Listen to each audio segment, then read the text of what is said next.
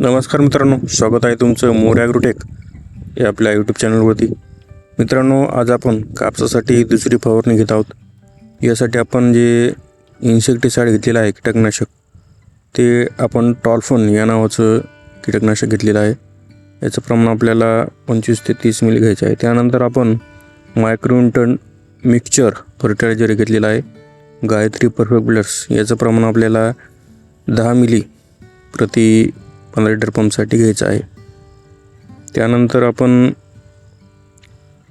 या ठिकाणी स्टिकर घेतलेलं आहे, विलवूड या कंपनीचं. याचं प्रमाण आपल्याला 5 मिली प्रति 15 लिटर पंपसाठी घ्यायचं आहे. त्यानंतर आपण एक अळीनाशक घेतलेलं आहे, इमॅमेक्टिन बेंझोएट. तर याचं प्रमाण आपल्याला 10 ते 12 ग्रॅम प्रति 15 लिटर पंपसाठी घ्यायचं आहे.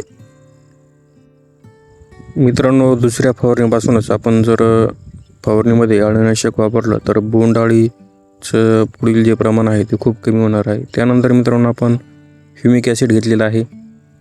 तर याचं प्रमाण आपल्याला 50 ते 60 मिली प्रति 15 लिटर पंपसाठी घ्यायचं आहे. बॉस 12 या नावाचं हे ह्युमिक ॲसिड आहे. तर अशा प्रकारची फवारणी आपल्याला दुसरी फवारणी घ्यायची आहे. मित्रांनो, हा आपला कापूस आहे.